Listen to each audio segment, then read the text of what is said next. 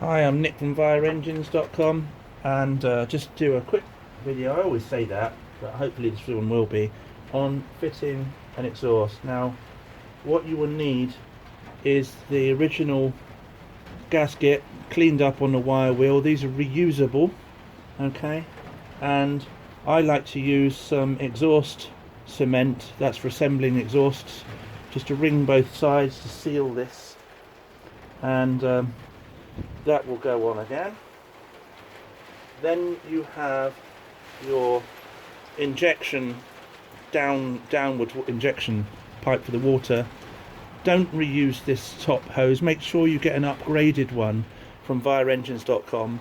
These have got chamfered edges. They're twice as thick. They don't need to clip on the rubber band, and they won't rot after about 10 years. So these are slightly longer than the gap between. So you'll be able to get the nuts on, and with this in place, and as you do the nuts on, it squeezes it down about 4 or 5 millimeters and makes a really nice pressure fit.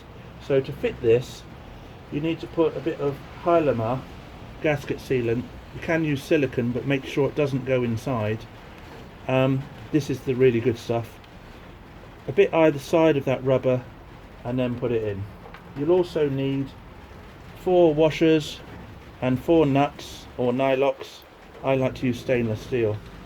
And then finally, you're going to need to clamp up your bottom hose. This is normally 7 millimeters, or a slotted screwdriver, possibly 8 millimeters. I've got a little 8mm socket for this, which is nice. Again, I use stainless steel clips and a fresh piece of hose, which is normal reinforced rubber hose, and a particular length. I find 45 millimeters is about right for that. You don't want it too long, or you would have to take the exhaust off every time you service the impeller. If you keep the length of this hose about 45 mil, you'll be able to push it down and then take the impeller housing off without removing the exhaust if you wish to. So I'll go through assembly now. First job, and of course this assumes that the hole in the exhaust is perfect. If it isn't, it needs to be repaired or welded or whatever. So this is a bit liquid at the moment. There we go. So I've got some of this exhaust cement. This will dry within minutes of the engine starting up. I don't want too much because it could set between and obstruct the exhaust. So that's ready. Put too much there, wipe that off. Just keep myself clean. If you're listening to the weather, it's about the rainiest day of the year. I apologise for the sound quality. So Hylamar, what I've done is I've put a bit of spit on this so it will move backwards and forwards. And you want to try and get an overlap here. The pipe comes through about 10 to 20 millimeters,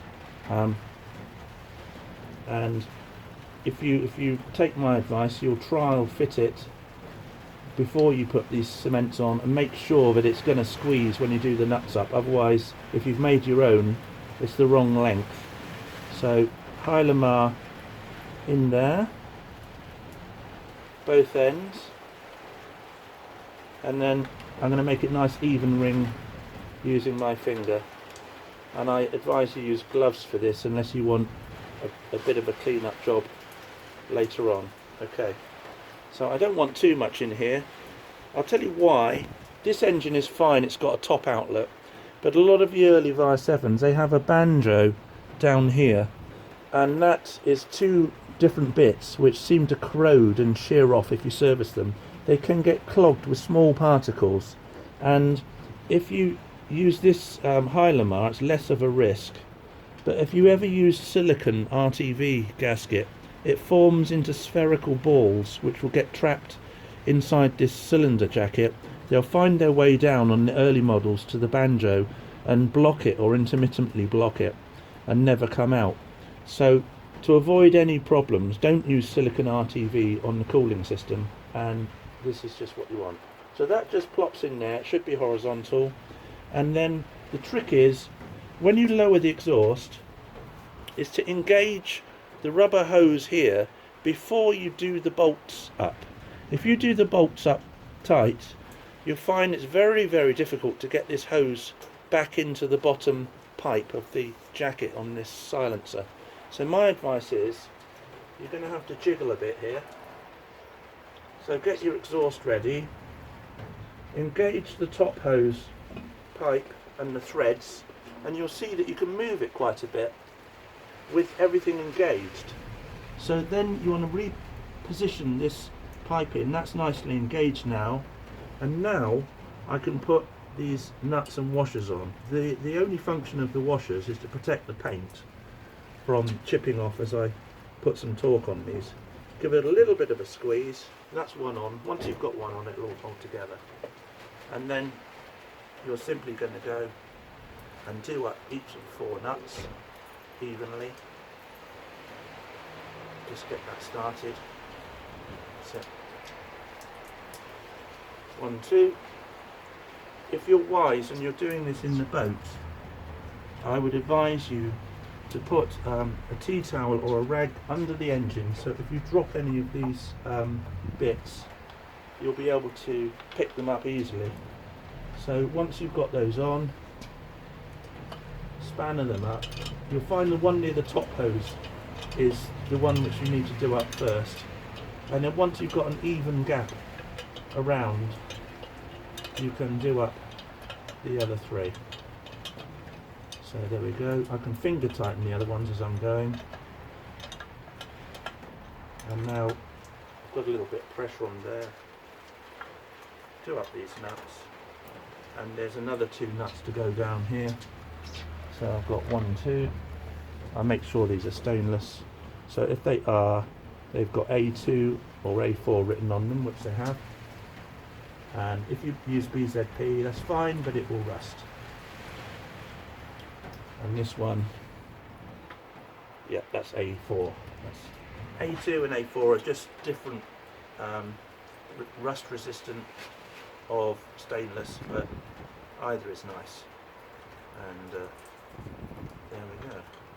So I've done all 4 nuts now. You'll see I'm not using excessive torque on these. This is now squeezed together, which is going to form a perfect airtight seal, and because there's no drips on this, corrosion won't start. The original top hose, it tended to get a bit rock hard and weak, and so as the engine heated up and expanded, there formed a small gap. It started to dribble, and then it corroded really fast. So finally I've got this top hose, and I will push it up towards the jacket because that's the shortest pipe, and simply once that's in position, I will tighten the top clip so that it's as high up as I can get it, but not over the rubber anywhere.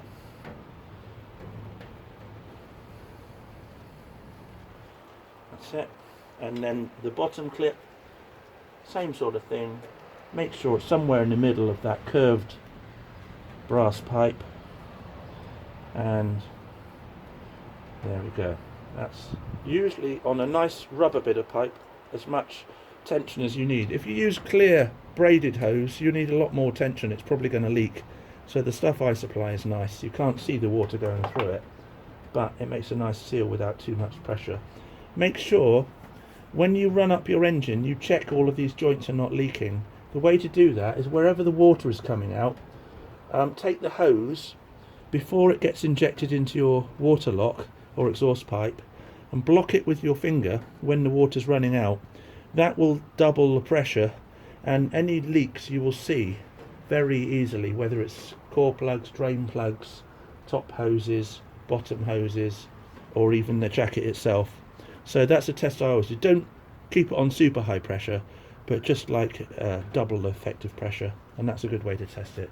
So this is Nick from vireengines.com. If you want to purchase the upgraded top hose, the stainless steel exhaust system, bottom hoses, I even have these new gaskets if you don't want to reuse yours, and I have the exhaust pipe gaskets as well now in stock. Pretty much everything you want. And if it's not on the site, just drop me an email and ask. Thanks for watching.